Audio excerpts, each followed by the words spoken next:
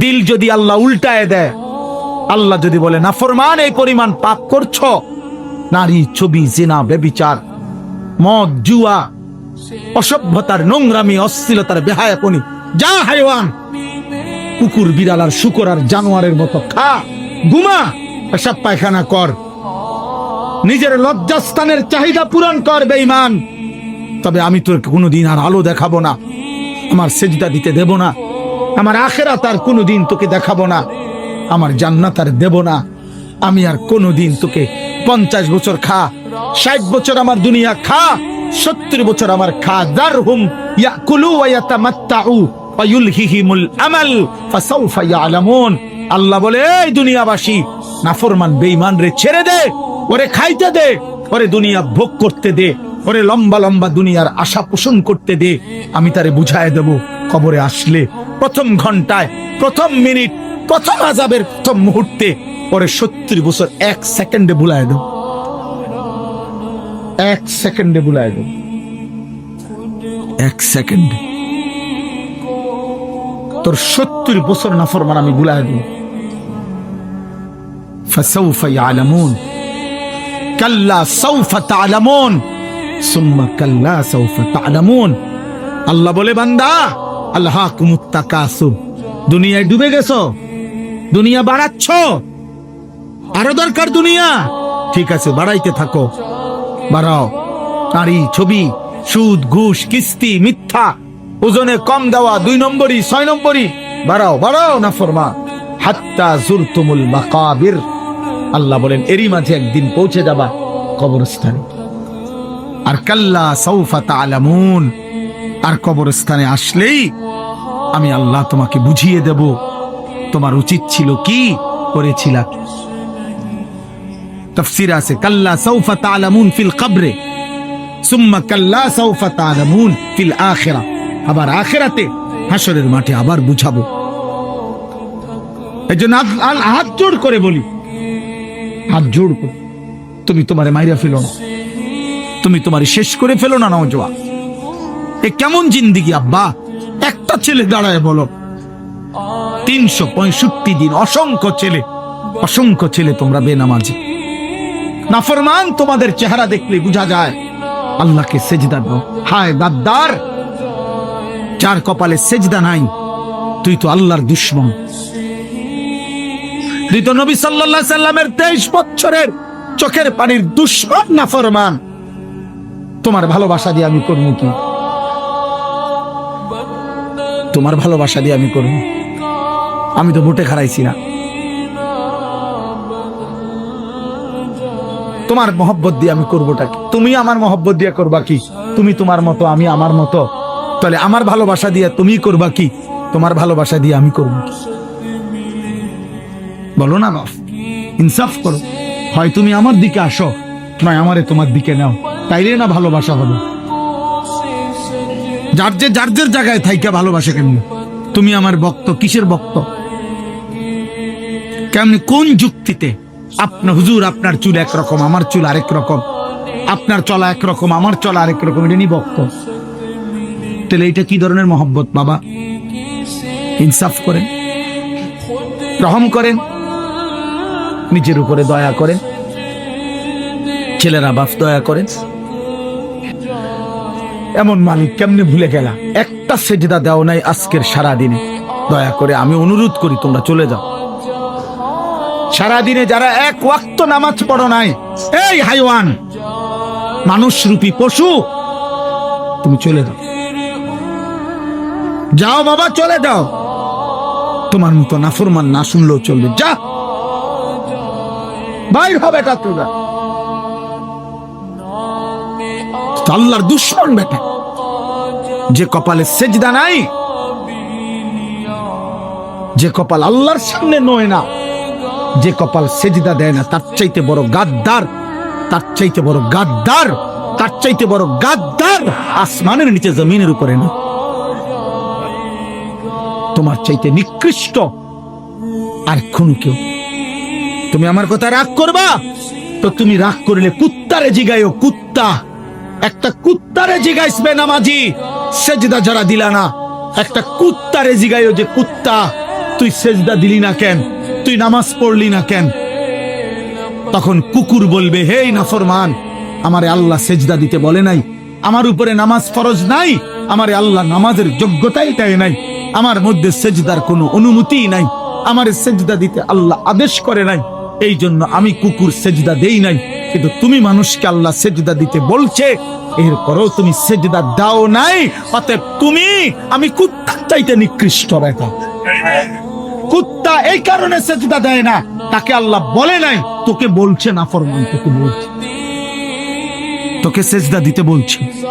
বিবেক থাকলে ঘরে যাইও না, এখন সেজদা দাও, এখন দাও, এখন,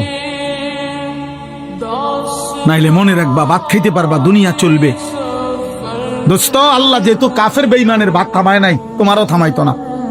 আল্লাহ যেহেতু দুনিয়া ভাত মাছ চাল ডাল, দুনিয়ার অর্থ সম্পদ, দুনিয়ার নারী সন্তানাদি, বাচ্চা কাচ্চা, সার্কি ব্যবসা, টাকা রোজগার, ভোগ দুনিয়া, এটা যেহেতু মুশরিক, কাফের, বেঈমান, নাস্তিক, হিন্দু, বৌদ্ধ, ইহুদি, খ্রিস্টান, মুরতাদ, আল্লাহদ্রোহী, আল্লাহই মানে না, আল্লাহকে স্বীকারও করে না, এমন নাফরমানকে যেহেতু আল্লাহ খাওয়ায়, পড়ায়, ঘুম পাড়ায়, পেশাব পায়খানা করায়, বউ বাচ্চা দেয়, ভাত তরকারি দেয়, বিল্ডিং দালান দেয়, তো তোমারই দিত না কা? তোমারই দিত না কা? ভাতে খাও, অসুবিধা কি? এই জন্য দিল যেন মরে না যায়। আমি অনুরোধ করলাম, একটা যুবক, একজন বদলাও, একজন। আমি তোমার আশায় আসছি, আমি সবার আশায় আসিনি, আমি আসছি সেই যুবকের আশায়, যে যুবক আল্লাহর দিকে ফিরবে, যে যুবক তার মালিককে চিনবে, সে তার রবের গোলামি করবে। আল্লাহ কোরআনে ডাক দিছে, বান্দা, ইয়া আইয়ুহাল ইনসান মা গাররাকা বিরাব্বিকাল কারীম। আল্লাহ বলেন, হে মানুষ, আমার মতো দয়ালু মেহেরবান রব, 24 ঘন্টা যে আমি তোমাকে লালন পালন করছি। রব কাকে বলে? এই যে এখনো বলবো আমি এখানে, রব বলা হয় ওই সত্তাকে যিনি অনস্তিত্ব থেকে অস্তিত্বে এনেছেন, অস্তিত্বে এনে শেষ পর্যন্ত যিনি তার সৃষ্টির যাবতীয় ভালো মন্দ পূর্বাপর জেনে বুঝে তার অজান্তেই তাকে তিনি ধীরে ধীরে লালন পালন করে পূর্ণতার চূড়ান্ত সীমায় পৌঁছিয়ে দিচ্ছেন, তাকে বলে রব। আমি জানি বা না জানি, আমি বুঝি বা না বুঝি, কখন আমার রোদ দরকার, কখন আমার বৃষ্টি দরকার, কখন আমার আলো দরকার, কখন আমার অন্ধকার দরকার, কখন আমার দেহের জন্য, জীবনের জন্য কি দরকার, আমরা অনেকেই জানি না, কিছুই জানি না। কিন্তু যে সত্তা আমাদের সবকিছু দিয়ে যাচ্ছেন, লালন পালন করছেন, এই গোটা কায়নাত দিয়ে আমাদেরকে আদর সোহাগ করে লালন পালন করেছেন, সেই রব হচ্ছে আল্লাহ। আর সেজদা করতে তিনি বলছেন, তিনি বলছেন। তোমার অস্তিত্ব যার হাতে, তোমার বেঁচে থাকা যার হাতে, তোমার নিঃশ্বাস যার হাতে, তোমার চোখের পলক যার হাতে, তোমার হাতের নড়াচড়া যার হাতে, তোমার অস্তিত্বের প্রতি সেকেন্ড বেঁচে থাকা যার হাতে, এমন মালিককে বুঝি মানুষে নারাজ করে? এমন দয়ালু রবকে বুঝি মানুষ ভোলে রে আব্বা? মা গাররাকা, আল্লাহ বলছে, কে তোমাকে ধোকা দিল? বিরব্বিকাল কারীম, বানাই নাই আমি কি একটা সূর্য দেই নাই? আমি কি চাঁদ এনে দেই নাই? আমি কি আসমান থেকে অঝোর ধারায় বৃষ্টি নামাই নাই? আমি কি জমিন থেকে তোমার জন্য ফুল ফল ফসল, তোমার খাদ্য খাবার রিজিক উৎপন্ন করি নাই?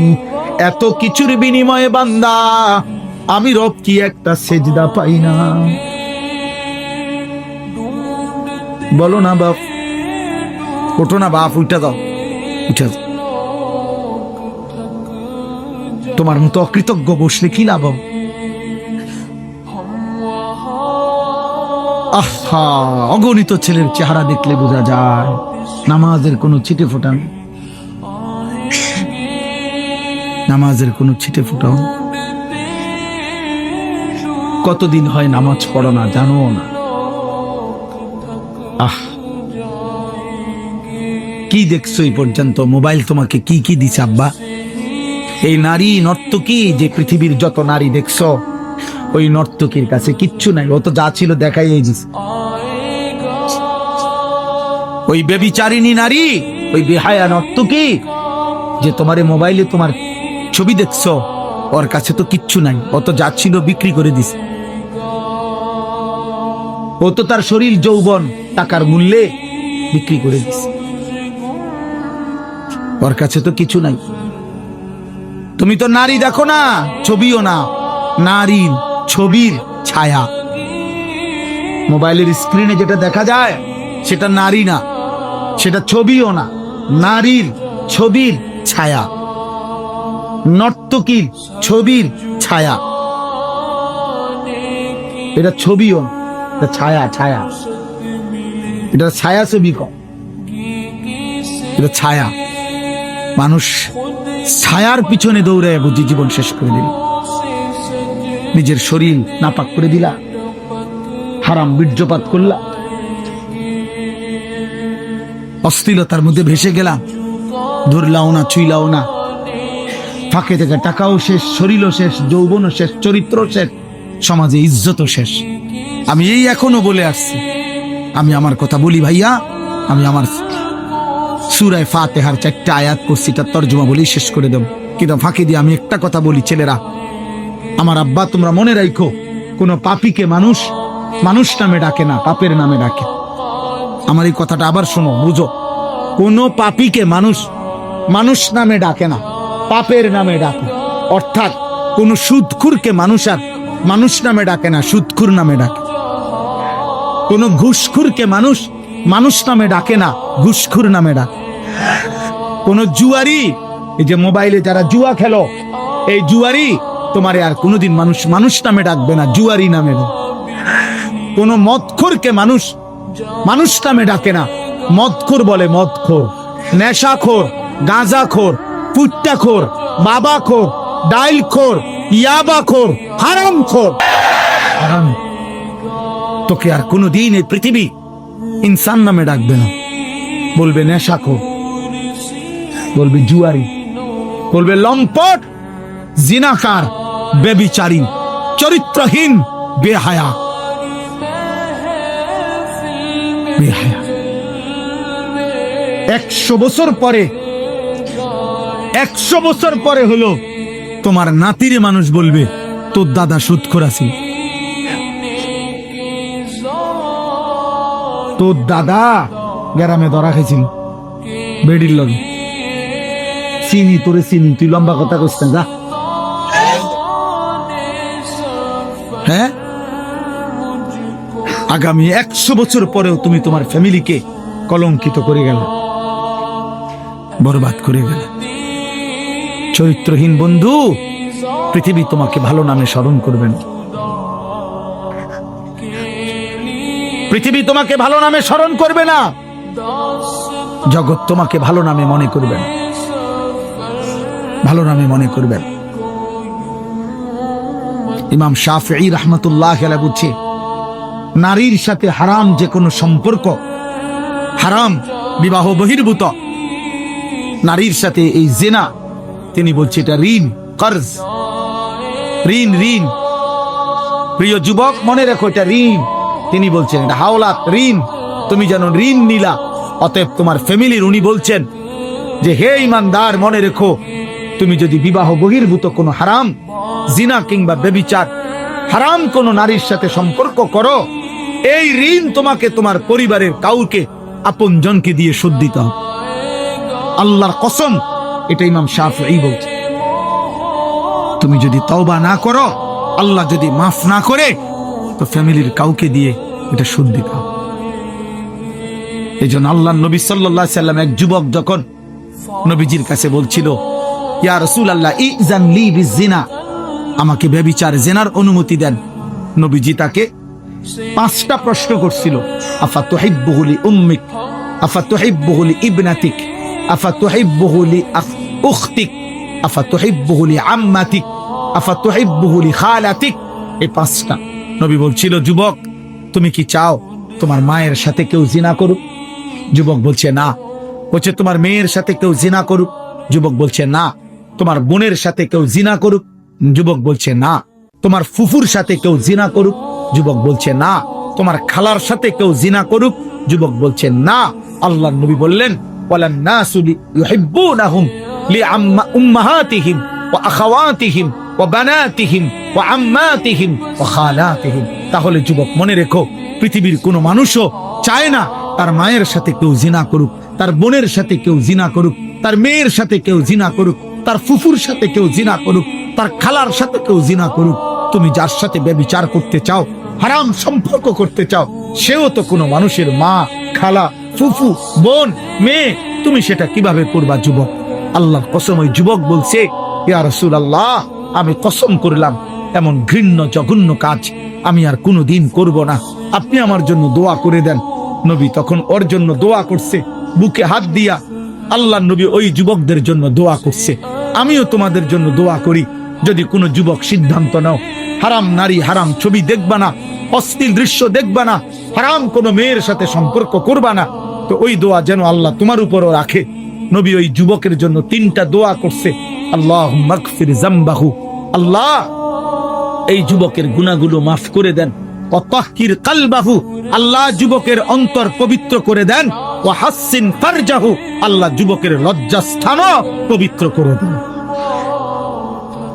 তোমরাও দিল থেকে নিয়ত করো, আগামীর পৃথিবী তোমাদের অপেক্ষা করছে। দোস্ত, তোমরা তোমাদের পৃথিবী কষ্টের বানাইও না। যুবক ভাই, তোমার দাদা তোমার আগে চলে যাবে কবরে, আশা করা যায় তোমার বাপ তোমার আগে কবরে চলে যাবে, আশা করা যায় তোমার মা তোমার আগে কবরে চলে যাবে। কিন্তু তোমরা যারা, আমার একটা কথা তোমরা শোনো, এখানে যারা দাঁড়াইছো ভাই, তোমরা তাকায় দেখো চারিদিকে, তোমরা 30 বছরের নিচে যাদের বয়স, 30-এর নিচে, তোমরা হাত তোলো তো। 30 বছরের নিচে যাদের বয়স, হাত উঠা, দেখেন দেখেন কি করি, দেখছেন? মাশাআল্লাহ, হাত নামা। এখন আমার প্রশ্ন হলো, এই যে 30 বছরের নিচে কিশোর যুবক, তোমরা বলো ভাই, ইনসাফ করে, এখানে যারা আমরা জমা হইলাম, তারা সারা বাংলাদেশের কথা বলেন? এরা উত্তরবঙ্গের, এরা পার্বত্য চট্টগ্রামের, এরা খুলনা বরিশালের, এখান সর্বোচ্চ 20 কিলোমিটার ধরলাম, 30 কিলোমিটার ধরি, 30 কিলোমিটার জায়গার আশেপাশের সন্তান তোমরা, এই না? আমার কথা হলো, তুমি একটা ছেলে ভাবো যে 30 কিলোমিটার দূরত্বের এতটুকু জায়গার মধ্যে যদি এতগুলো ছেলের মধ্যে নামাজের চিহ্ন, ঈমান আমলের চিহ্ন কোথায়? তাহলে একটি এলাকার যদি 30 কিলোমিটার এলাকার মুসলমানের কিশোর যুবকের চরিত্র, আখলাক যদি এই পরিমাণ হয়, তাহলে ইসলাম টিকবে কেমনে? আগামী দিনে আমরা সুখ পাবো কিভাবে? প্রিয় ভাই বলো, আজ যদি এমন হইতো যে 18 কোটি মানুষের মধ্যে এই কয়জন এরকম, তাইলে তো মনটারে বুঝাইতাম যে 10 কোটি মুসলমানের মধ্যে সর্বোচ্চ 2-4 লাখ হয়তো নামাজ পড়ে না, তাইলে একটা মনটারে বুঝাইতাম। কিন্তু 30 কিলোমিটার জায়গার মধ্যে যদি এতগুলো যুবক ভাই তোমরা, তো তোমাদের নামাজের হালাত কি, তোমাদের আখলাকের হালাত কি? এবার তোমরা আন্দাজ করো সারা বাংলাদেশের চরিত্র, সারা বাংলাদেশের। আমি সোহাগপুর মাহফিলে গেছি, সেখানেও আমি এরকম অগণিত যুবক দেখে আসছি। তাইলে আমার কথা হলো এটা, যে তুমি ভাই ইনসাফ করো, তোমরা বলো। খোদার কসম, নবীজি বলছে, লা ইয়াকুনু ফি উম্মতি খাসফুন ওয়া কাসফুন ওয়া মাসখুন, তিরমিজি শরীফের হাদিস। নবীজি বলছে, শেষ জামানায় ফি উম্মতি, আমার উম্মতের মধ্যে 3টা বড় আযাব আসবে। 1 নম্বর, মাটি ধসিয়ে দেওয়া হবে। মনে করেন এরকম আমরা আছি, তো হঠাৎ মাটি ধসাইয়া সবাইকে দাফন করে দেওয়া হবে। 2 নম্বরে কাসফুন, পাথরের বৃষ্টি বর্ষণ করে ধ্বংস করে দেওয়া হবে। 3 নম্বরে মাসখুন, চেহারা বিকৃত করে দেওয়া হবে। সাহাবীরা জিজ্ঞেস করছে, কিলা ইয়া রাসূলুল্লাহ মাতা, হে আল্লাহর নবী, কখন সেটা হবে? নবীজি বলছেন, ইজা জহারাতিল কাইনাত ওয়াল মাআজিফ, যখন গান বাদ্য বেড়ে যাবে, গায়িকা বেড়ে যাবে, বাদ্যযন্ত্র বেড়ে যাবে, গায়িকা, গানের আসর, নৃত্যের আসর, বাদ্যযন্ত্রের ঝংকার, নারীর বেহায়াপনা বেড়ে যাবে। ওয়াস্তাহাল্লাতিল খামরা, এবং মানুষ হালাল পানির মতো মদ পান করতে থাকবে। খোদার কসম, নবী বলছে, তখন বহু মানুষকে ভূমি ধসিয়ে দেওয়া হবে, পাথরের বৃষ্টি বর্ষণ হবে, অথবা চেহারা বিকৃত করা হবে। আমার যুবক ভাই, সারা দিনে আমি কেন চিল্লাই? আমার এই চিৎকার আহাজারির মূল কারণ এটা দোস্ত। আমি 21 বছর হয় ওয়াজ করি, 21 বছর আলহামদুলিল্লাহ আল্লাহর দয়ায় আমি 21 বছর ধরে যুবকের জন্য বলি নাই, আমি সবার জন্যই বলতাম। আগে বিভিন্ন বিষয় নিয়ে এই বয়ান করতাম। আমি বুঝি না, আমি জানি না আমার মালিক কেন আমারে বলাইছে। কিশোর নওজোয়ানের জন্য আমি বলি কেন, এও আমি জানি না। আমি নিজেও বুঝি না, আমারে কোনো কেউ নিয়মতান্ত্রিক কোনো মন্ত্রণালয় দেয় নাই, আমারে কোনো দায়িত্ব দেয় নাই, আমারে কেউ আলাদা বলে নাই। আমি এমনি আল্লাহর পক্ষ থেকে আমার দিলে আসে এটা যে তোমরা কেমনে বাঁচবা। আমার ভয় এটা, তোমরা যদি এই পরিমাণ ছেলে নামাজ না পড়ো, তোমরা এই পরিমাণ ছেলের যদি চুল মুশরিকদের বেঈমানদের মতো হয়, তোমরা এত বিপুল পরিমাণ ছেলে যদি নারী ছবি জিনা ব্যভিচার গান বাদ্য অশ্লীলতা নিয়ে পড়ে থাকো, তো আগামী 30 বছর পরে তোমাদের সমাজ কি হবে বাপ? আমার ভাই বলো, তোমার এই বয়সে যদি তুমি এক ওয়াক্ত নামাজ না পড়ো, আল্লাহ যদি তোমাকে একটা সন্তান দেয়, আল্লাহ যদি তোমার বিবাহ করার তৌফিক দেয়, তোমার সন্তান কেমন হবে বলো না আব্বা? আমি ছোটবেলায় দেখে গেছি, আমার আজীবন আমার বাপেরে আমি দেখছি। আমার আব্বা মসজিদের ইমামতি করতেন, আমার বাবা আমারে হাত ধরে মসজিদে নিছেন। আমি আমার সন্তান 9 বছরের বাচ্চা ছেলে, পরে আমি নিজে ফজরের নামাজে মসজিদে নিয়ে যাই। তাইলে তুমি কি করতে চাচ্ছ? তোমরা আমারে বলো, তোমরা আমারে বলো বাপ। প্রতিবার যখন নারী দেখো, উলঙ্গ ছবি দেখো, অশ্লীল দৃশ্য দেখো, কি চাচ্ছ সেখানে? এই বেহায়া নারীর থেকে তুমি চাওটা কি? জিনা। জিনা আমি বুঝি না। তুমি চাচ্ছ সুযোগ, যদি সুযোগ মিলতো তাহলে তুমি জিনা করতা, তুমি ব্যভিচার করতা। নাই তো তুমি কেন চাও? তুমি এই সুযোগই চাচ্ছ। তুমি কল্পনা করো তো, তুমি তোমার পবিত্র মা বাবা, স্বামী স্ত্রীর পবিত্র বন্ধন ছিল, মা বাবার গভীর ভালোবাসার বরকতে তুমি পৃথিবীতে আসছো। এখন তুমি যে হারাম ছবি দেখো, নারী দেখো, উলঙ্গ নারী দেখো, বেহায়া নারী দেখো, তুমি তার সাথে যা করতে চাচ্ছ জিনা, এর বিনিময়ে যদি কোনো সন্তান আসে, ওর কি পরিচয় হবে? কথা বলেন, কথা বলে না। এই ছেলেরা বলো, তুমি তোমার মা বাবার বৈধ সন্তান? কথা বলে না। তুমি অবশ্যই বলো না কেন?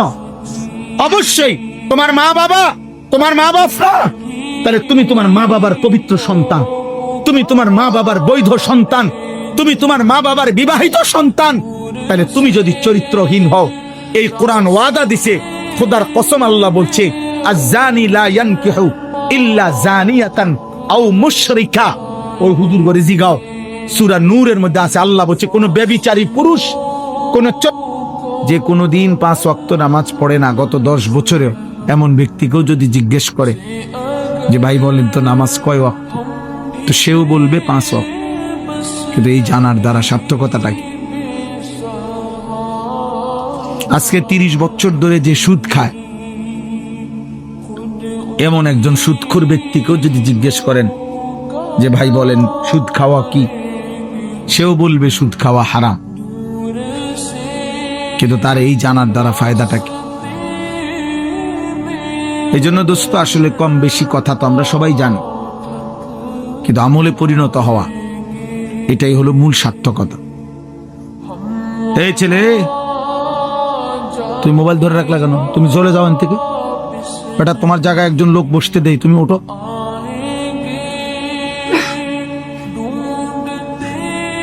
কত মানুষ দাঁড়ায় রয়েছে, তোমার জায়গাতে একজন বসুক। তাইলে এই জন্য আমলে পরিণত হওয়া,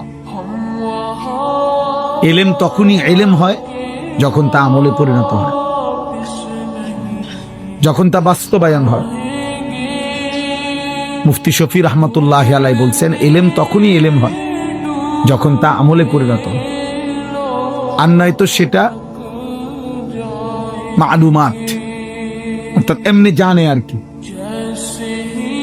যেটা আমলে পরিণত হয় না সেটাকে এলেম বলে না, সেটাকে বলে মালুমাত, কিছু বিষয় জানে। এরকম জেনারেল শিক্ষিতরাও ইসলাম সম্পর্কে, ধর্মকর্ম সম্পর্কে অনেক কথাই জানে, কিন্তু সেটা এলেম যদি তা আমলে পরিণত না। এই জন্য হাদিসের মধ্যে আছে কথা, আল্লাহর নবী সাল্লাল্লাহু আলাইহি ওয়াসাল্লাম স্পষ্ট বলছেন কিয়ামতের দিন আল্লাহ তাআলা প্রত্যেকটা মানুষকে 5টা মোটা প্রশ্ন করবেন, মৌলিক। এই 5টা প্রশ্নের 5ম নাম্বার প্রশ্ন হলো ওয়ামাদা আমিলা ফিমা আলিমা। আল্লাহ তাআলা জানতে চাইবেন, বান্দা যেই এলেমগুলো, কোরআন সুন্নাহর যে কথাগুলো তোমার অর্জন হয়েছিল, শুনছিলাম